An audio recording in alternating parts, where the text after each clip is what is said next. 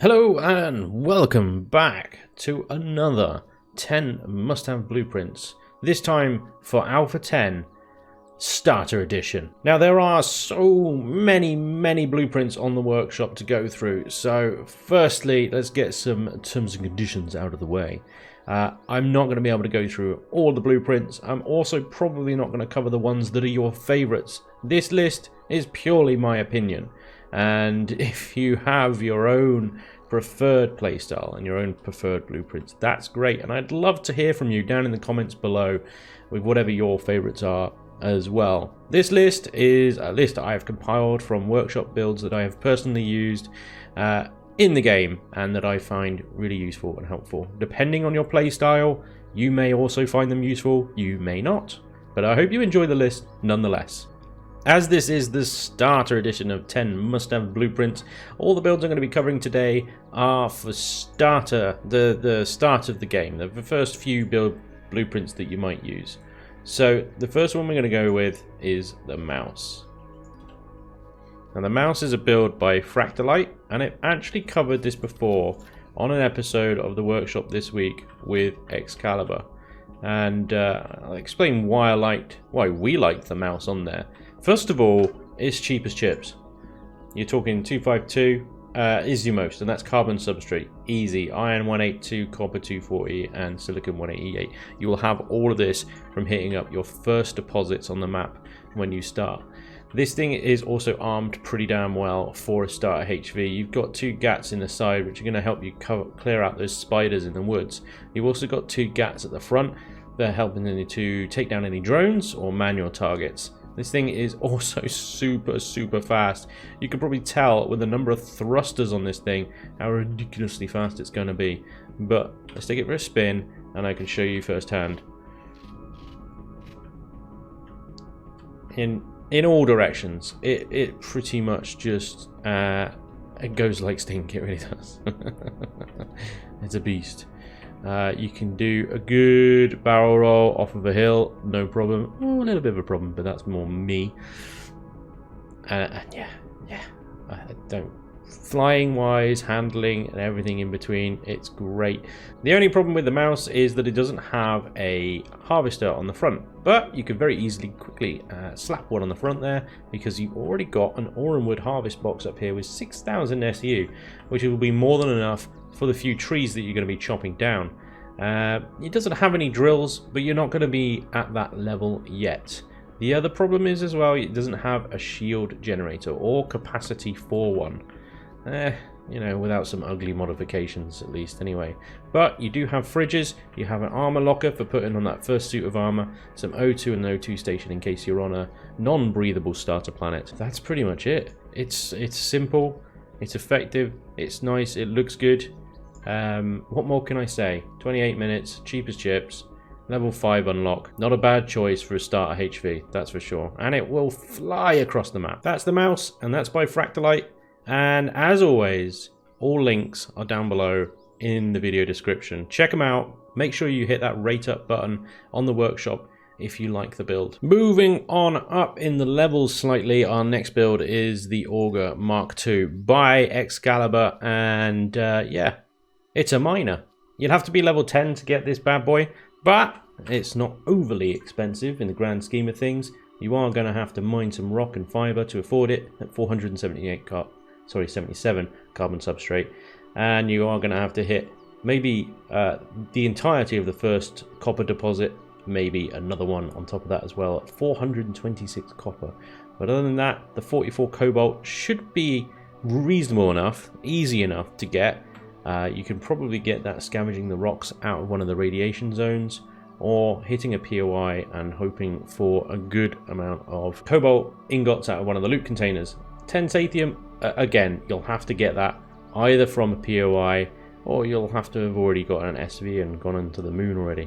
But 10 Sathium, you're probably going to get from one of the first POIs, no problem.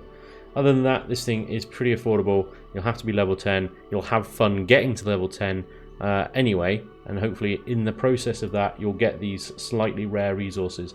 52 minutes to build, 6 drills. It's got a harvest module on the front as well. It's your classic standard Xcaliber style. It's hard wearing, it's hard looking, it's bulky, which is great. And of course it comes with a load of signal logic.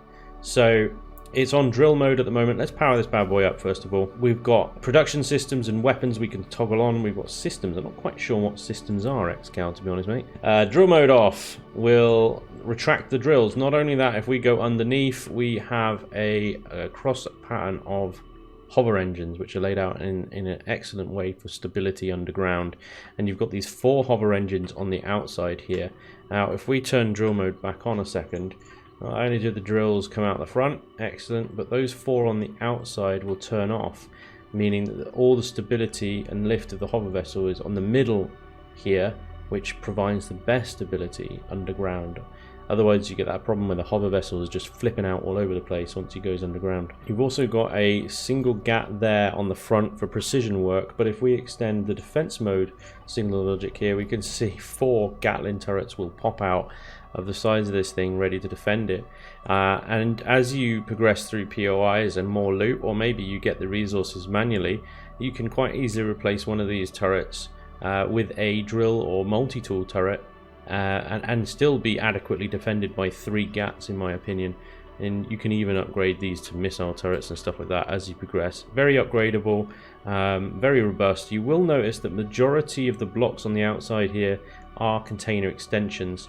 And that's because if we just open up the rear access a second, the ore and wood container has 10,000 SU. That's a lot. That's a lot for a vessel this size. He's done very well there to get that amount in there. So that's a lot of cargo extensions, and that's why you'll notice probably a lot of the blocks that are filling this thing out are container extensions rather than actual steel blocks or anything else. You've also in the back here got a nice space for a shield generator, the health chamber and O2 chamber there as well, and the armor locker is tucked away down the bottom there. The only thing I don't think it has, let me just double check in case I'm telling fibs. No, I am telling fibs. It has a fridge as well. Not sure where it is, but there's a fridge in here somewhere. Very nice, very effective, as typical Xcal style, efficient, and somewhat deadly in this case. There's a pentaxid tank already there as well, so you literally just have to slap in a shield generator in this thing, and you've got yourself a little mining tank. Very nice. Thank you very much. As always, link down below in the video description. This one's by Xcal, and that is the Auger Mark II. Moving to the skies now, and number 3 is some shameless self-promotion. That's right, I've put one of my own builds in here. What are you going to do? It's my video, it's my rules. Anyway, this is the Nightshade Mark V. This is the latest in a line of Nightshades, spanning from the old Mark B original to the Mark II, 3, and 4. The Mark V is a completely different take on the Nightshade. It's still the same principles. It's light, it's fast, it's early game, and it's functional. I got a bit carried away with the Mark IV in terms it become ridiculous. So I had to bring it back for the Mark V, and actually came out with quite a build I was very happy with actually. So the Mark V Nightshade, start on SV. It's got your standard 2 GATs, but this thing, this tiny little ship, is warp capable, and it has an expandable area for a shield generator. You can whip a shield generator in there as soon as you get one, no problem, and then you are shield and warp capable. And the space on the front is easy to upgrade. Either swap the GATs out or keep them and add some rocket launchers in. Just remove that these 2 blocks here and you could slap a rocket launcher in there, no problem. So easy to upgrade and keep going. On top of that, there is some cargo storage in here, but it is not a lifter. We've got a constructor O2. There's a fridge in there as well. There is a spare block there you could remove and add something else in if you like. Cost-wise, this thing is going to set you back a good 400 odd carbon substrate. But by this time, by level 10, you're going to be swimming in that stuff. It's no problem. The highest other cost is then your copper, which is fairly standard. The most difficult thing is the cobalt at 158. That might require some POIs, rummaging around in those rad zones a little bit longer, or even getting to the moon before you get this ship using a ship that doesn't cost any cobalt. But in my experience, I've been able to get that cobalt before having to leave the starter planet. Let's have a quick fly around, shall we? So whenever I build a Nightshade, I try and remember the principles that it's light, it's fast, it's agile, it's easy to fly, it's maneuverable, because that's its strengths. That's its single only strength. The thing is so lightly armored and small and vulnerable that a single rocket, as we found out in one of my previous Let's Plays, is usually enough to kill one of these things when you're not paying attention. The addition of a shield generator in this thing is an absolute must. It is a lifesaver and really changes the meta of the game, and actually gives an opportunity for these light, fast, maneuverable ships to be a good part of the game. But I absolutely love flying the Mark V. For me, it's an absolute joy. It's one of my favorite builds that I've built so far, and I know that quite a few of you guys out there enjoy it as well and really like it, so that's great. And that's why I put it in this list as a starter SV. There are a lot out there. There are a lot of very good starter SVs out there, but I couldn't ignore one of my all-time favorite builds that I've done. You know, like I said, my video, my rules. So again, the Nightshade Mark V, as with everything else, links available in the video description. Check it out. I hope you guys like it. Staying in the skies for now, and this is another one that I've previously covered on an episode of the workshop this week with Xcaliber. This is the Trig utility shuttle, originally built by Trig, but updated and brought back to life by Mistbox, our very own Mistbox from the Evolution community. This thing is what you need when you first start having to move around a large amount of stuff. So it's not the most attractive of ships. It's very much a van. It's a truck. It's very good at shipping. You can see by the ample thrusters pointing down that this thing is going to be able to lift some stuff. So let's do a quick tour first of all. Very simple vessel. This is the interior. You've got a single pilot seat, but you've got lots of switches to play with. You've got some lights on the front in case it's dark, spotlights, rear entrance, total mass 150 tons in 1G. You can turn on and off the Gatling guns with that switch right there, but the storage capacity of that ammo is 656, which is more than enough for 15mm ammo. You can get a good couple of thousand in there, no problem. Towards the rear here, you've got a constructor, fridge, O2 station, armor locker, and the main storage, which is 12,000. 12,000, which is damn decent for a ship this size. Level 7, you're going at 540 copper and 436 silicon, which might take a bit of mining, but by the time you're looking at this kind of ship, you will hopefully have a nice little hover vessel that can move that sort of volume around, or you've already got to level 10 and you've got yourself a hover miner already, in which case you just need to be a little bit more airborne and a little bit more mobile with some storage capacity, and this thing will be perfect for that. 34 cobalt as well.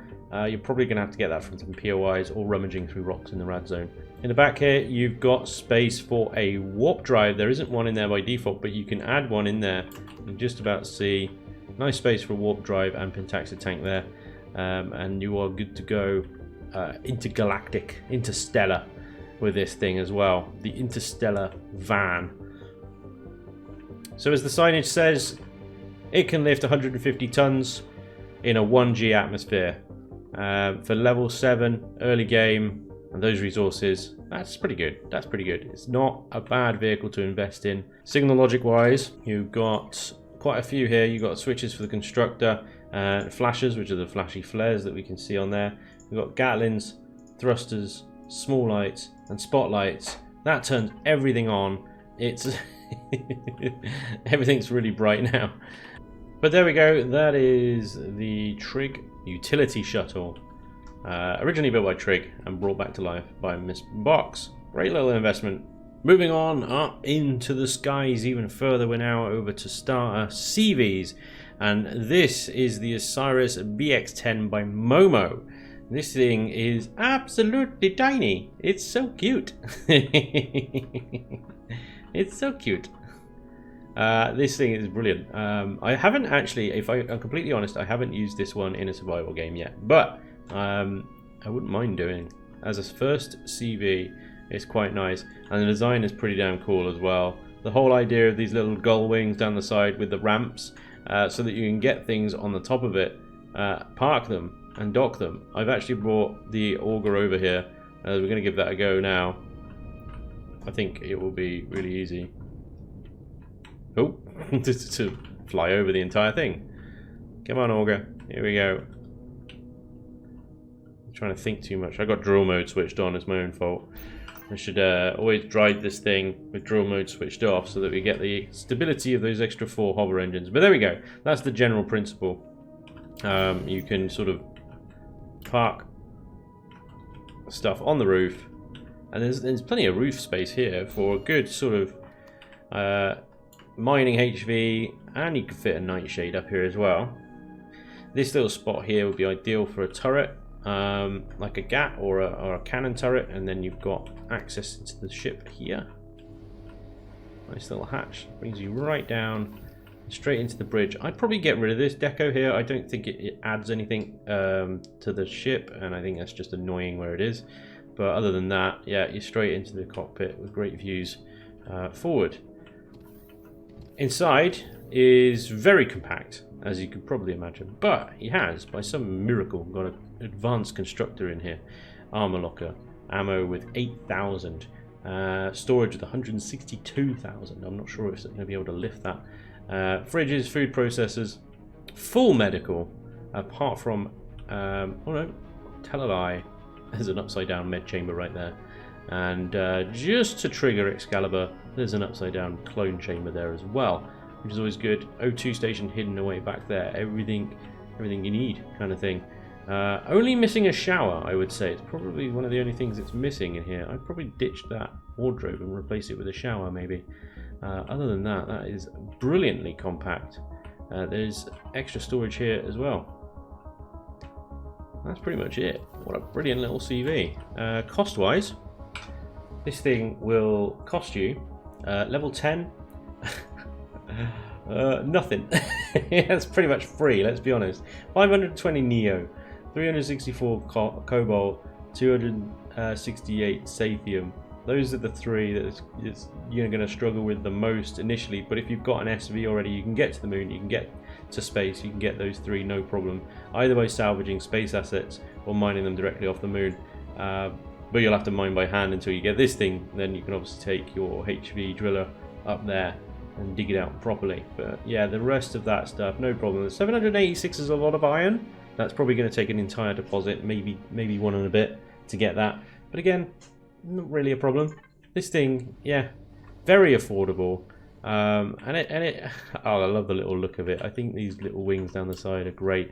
You can, obviously, in the signal logic here, retract those for normal flight, and then it is a little bit less wing-like, but still a great little ship. What a great creation. Thank you, Momo, for doing that one.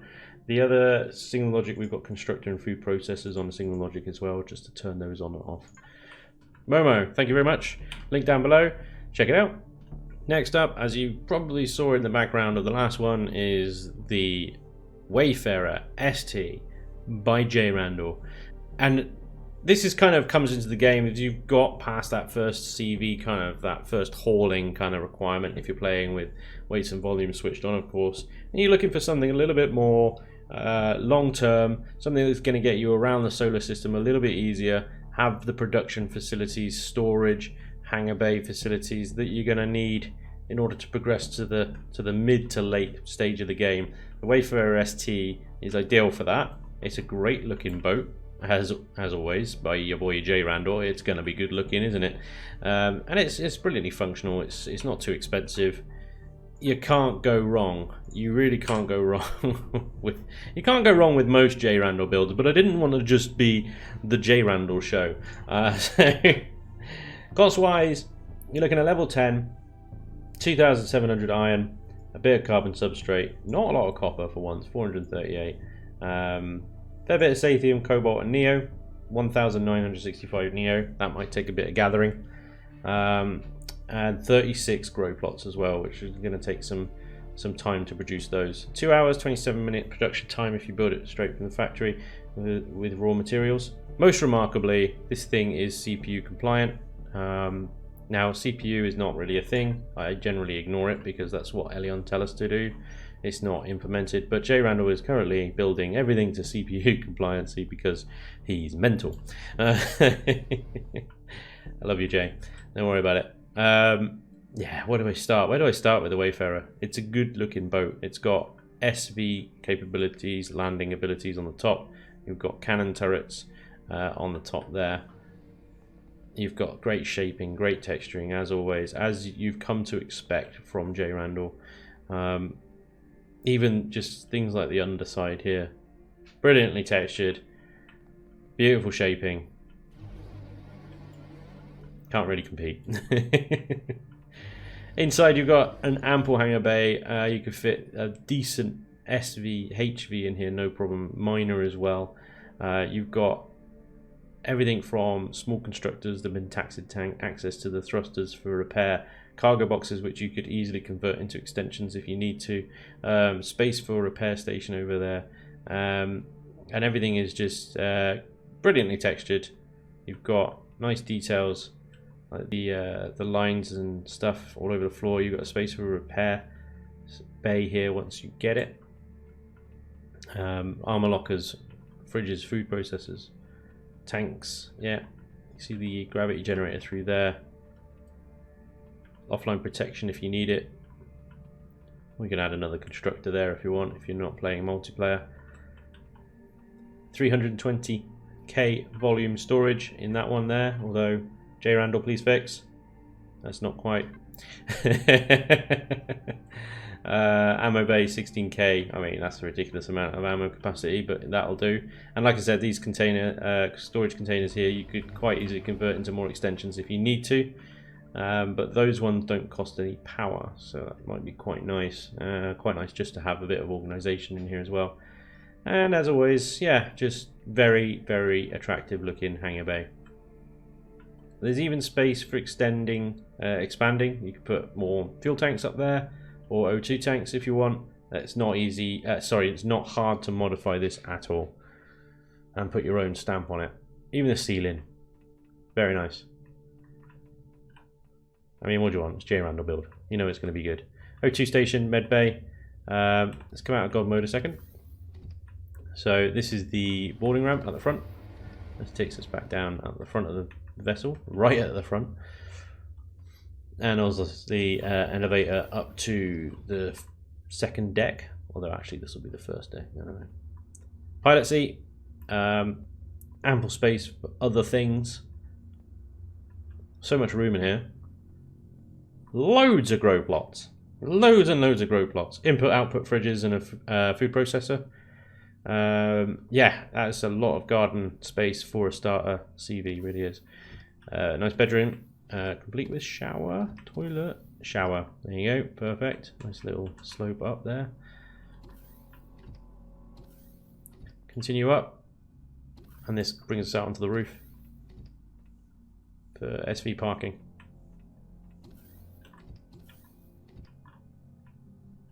There you go. That's pretty much it. Although, did you notice the constructors in the wall?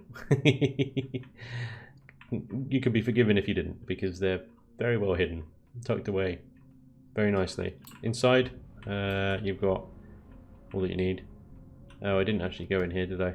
That's actually through this door with a laser thingy marked on it. Shield generator can go in here. Perfect size space for it. Wi-Fi RCSs, so yeah, it's shield generator ready. Can't really criticize it, to be honest. Always like to sort of leave on a. Well, actually, yeah, we're going to leave on this. Yeah, we're going to leave on the jRandall please fix for the container extensions. Gotta do something, right? Yeah. Nice build. Can't really go wrong. If you're new to the game, check out jRandall on the workshop. His builds are incredible. They really are. And I don't know anyone that doesn't like them. So, I mean, don't go check jRandall out. He's got enough bloody fanboys as it is. Give someone else a chance. There we go, guys. That's the Wayfarer-ST by jRandall. Not that you need it. Link down below. Check it out. Okay, so nearing the end of this episode, we're going to check out a couple of bases now, and I'm going to start with Pears-BA-Dancheng control. Bit of a mouthful, but this is it. This is it's one that needs digging out. If you place it down, it'll need digging out. But this is a starter base, although it is kind of on the edge of being considered starter. You are going to need 2,600 stone dust to pull this bad boy in, and cobalt as well. So it's on the edge, but it is level 7, so it is definitely worthy of starter base. And its size actually does come in handy later on, because it makes it so much easier to expand and extend and modify later on. So making that early investment of those resources into something like this is actually quite a good call from that point of view. So as you can see, well, let's power this thing up actually first of all, shall we? Let's give it some juice, and we can actually see. As you can see, it's pretty well armed. It got sort of GATs and 15mm and sentry guns dotted around all over the shop here, all on weird kind of wonderful angles and stuff on the sides, wherever kind of there was some flat space. I am not overly enthusiastic about putting turrets on the sides of walls and stuff like that. I'm probably going to take those off and put them on a dedicated tower. But you know, that's kind of one of the benefits of this base. You can and you will want to modify it. And Pear has done a great job of allowing you to do that in providing this big footprint at the bottom here, so that you can easily expand. Outside, I do like the look of it. It's clean, it's tidy, it's good color scheme. You know, you've got this white with the dark greys and stuff, and this highlight in red color I think is really nice. It's a good clean scheme.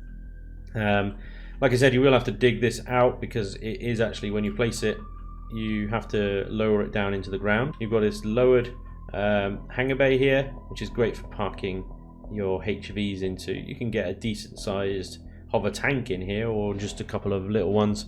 Wi-Fi sort of haphazardly strapped to the wall there.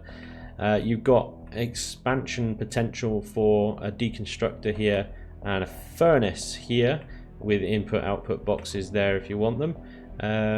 Yeah, we're gonna go down here first of all.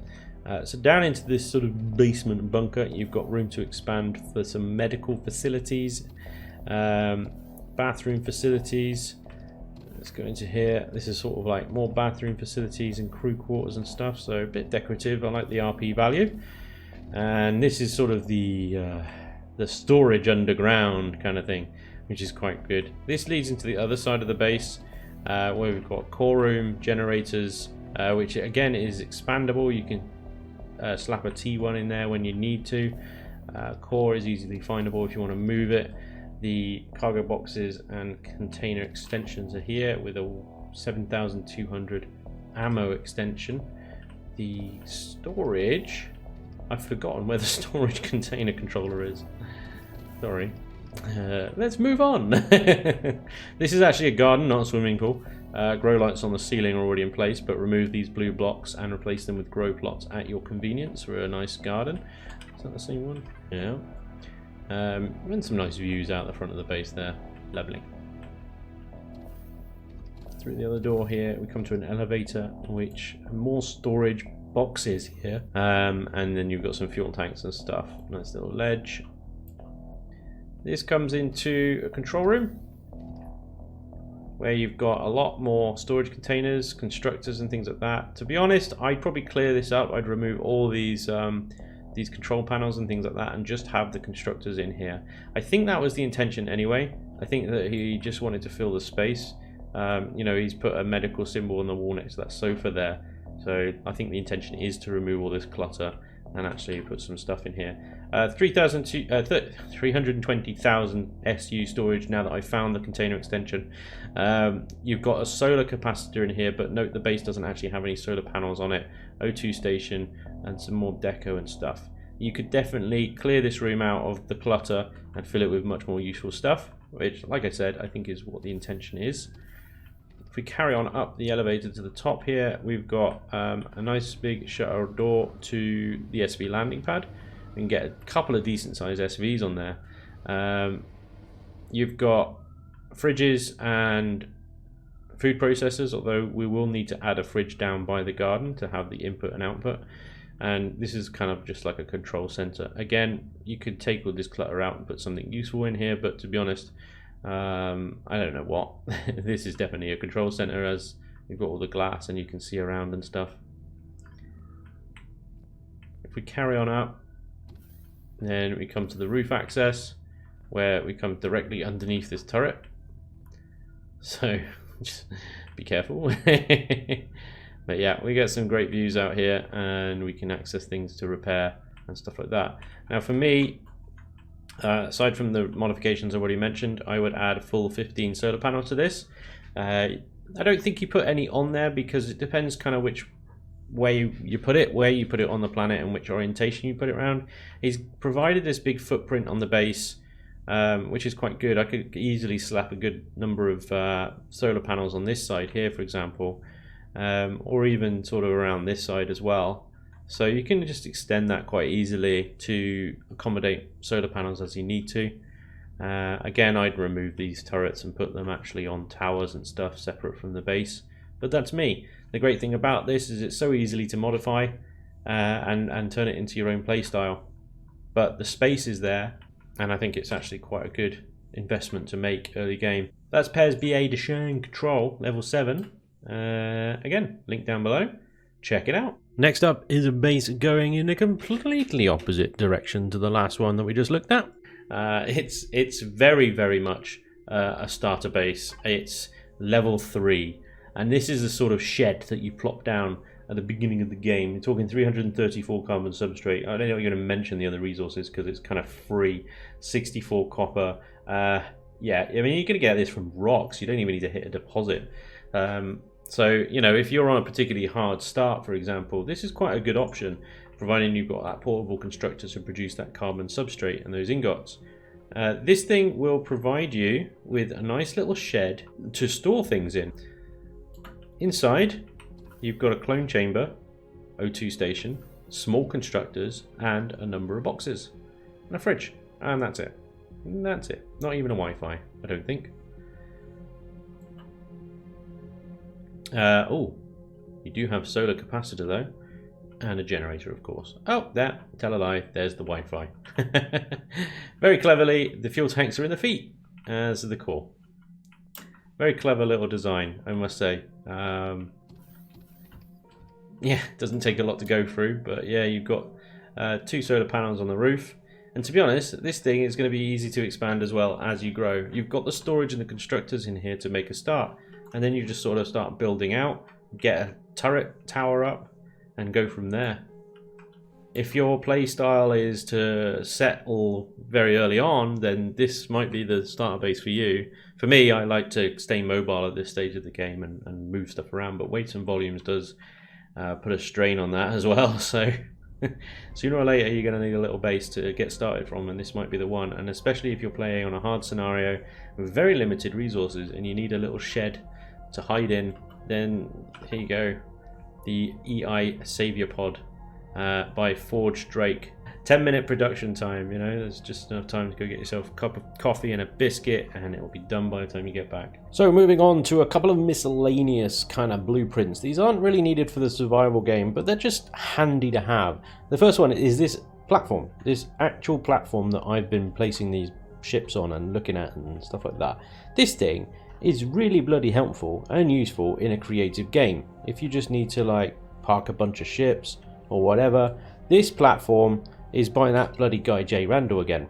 It's the Foundation XL by jRandall, and it is just what it says on the tin. It's a giant platform, but it's really handy. So it's definitely worth a sub on the old workshop. And as per any jRandall build, it's beautifully done as well. For a giant slab of concrete, it doesn't look too bad. Even underneath, the crazy bastard has gone ahead and textured the underneath of this platform. Even the goddamn feet and supports have got texture and stuff on there. I think he's made very good use of the copy and paste tool, or at least I hope he has, otherwise he is maybe a little bit more broken than we thought. Yeah, it's a good looking, very useful platform to have. You might even use it in a survival game. I suppose if you do need to park a couple of fair old size CVs, or maybe you just want a general parking space for all of your vehicles, then this might be useful. But I find it most used in creative games, just providing a solid platform in which to sort of park a bunch of stuff that I'm working on or need to refer to. It's pretty expensive at the 18,000 stone dust range. Obviously in creative mode that doesn't matter, you can spawn anything in. But other than that, yeah, it's pretty straightforward. You can even power it. It's got a couple of guns on it as well, so if you are in survival mode, it can at least defend itself.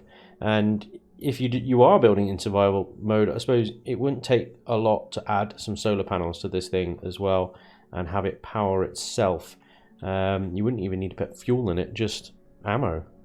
And there we go. That's the Foundation XL. I'm not really sure what else to say about it other than, well, it's pretty big and it's bloody useful. Oh, I would say actually, spawning it in, you want to be very careful, especially in survival, because in survival the ground is not necessarily as flat as it is here in creative mode. So while it's like this, place it on the ground and then use your page up, page down to lower and raise the blueprint as necessary. I would lower it just past the feet disappearing in the ground, and then you should be fine placing it. The Foundation XL by jRandall, another one by that guy.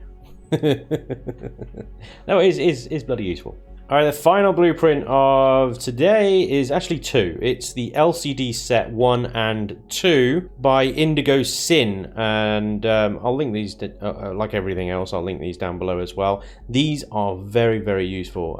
They are basically just a bunch of LCD screens that you can freely use in your own builds to creating some interesting looking, funky LCD displays within your ships and stuff like that.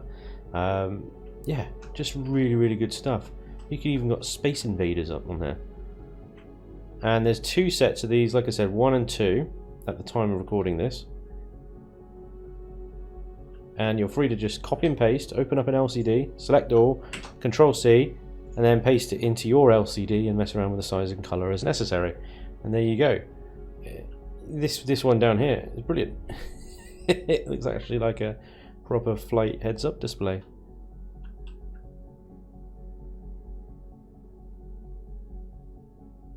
Great stuff. So very, very useful if you're building your own stuff and you just want to, you know, tart it out a little bit with some nice looking LCD screens. Indigo Synn, thank you very much for sharing these two. They are brilliant and very, very useful. And so there we are. There are my 10 must-have blueprints for Alpha 10. I've tried to sort of diversify a little bit with the creators and the types of builds. I really hope you've enjoyed this list of 10 blueprints. Let me know down below what are your favorites, whether you agree, disagree. If you are new to my channel, do hit that subscribe button for some more Empyrion content, and if you like this video, I'd very much appreciate a like as well. Thank you very much for watching. It is greatly appreciated, and hopefully I'll see you next time. Until then, take care. Bye bye.